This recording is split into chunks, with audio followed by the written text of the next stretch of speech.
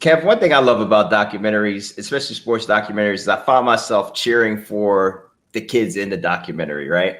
And so I had seen this a while, read Woj's book, but forgot about it and rewatched it for this podcast. And so I found myself watching Gio and Trayvon and just seeing how they were so giving in their story, and their stories weren't the average story. How did you pick which kids you wanted to work with? How did you get them to be so forthcoming and trust you? Because it's a trust issue, or maybe that's what you were talking about earlier, building that relationship. Yeah, I mean, I think that's really it. You know, I think at that time in my life, I might not have been able to articulate it as well as I did right now.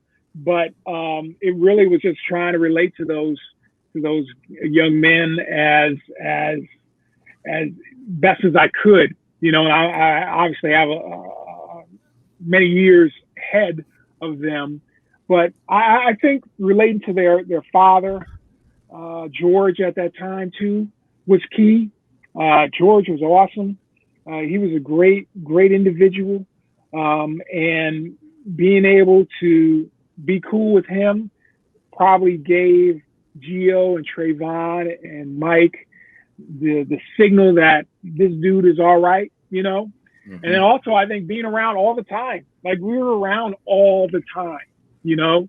And I think when people see that you're that committed to them and to their story, that you're around all the time, even at times where you think it's just, for them, they think it's mundane, that shows them something, that you really have, you know, some care, that you care about them, you care about the story that you're trying to tell, and you care about them as people, and that you're not just trying to parachute into their life and get the story and get out, you know, like you really care about them still, you know. And so like it's awesome to see those guys right now, what they're doing. Like Mike has made a career for himself in Puerto Rico as a professional basketball player, and Trayvon is coaching, and Gio's the same. And so it's great to see those guys doing things today, but still be able to like reach out to them, you know. Right now with Twitter, that's the easiest way to or text them or whatever is the easiest way to contact, and they'll reach back out to you, you know. So that means that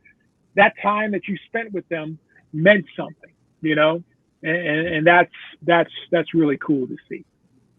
It's funny, I was going to bring that up in a little bit, but all of those guys became coaches. Like Trayvon's at St. Bonaventure's, Gio's in a high school. The Hurley brothers, when you filmed with them, they weren't quite at where they are now, but one's at Arizona State, one's at UConn. It's amazing the impact that Bob Hurley Sr. and Rashard Berno, you talked about, he just got the Northern Illinois job. So like he's had this impact on all of these young men, even the ones that were in the documentary or the ones that were talking about him. So I thought that was interesting when I started to go back and look. I'm like, all these kids are coaches now. Yeah. He's got a great coaching tree.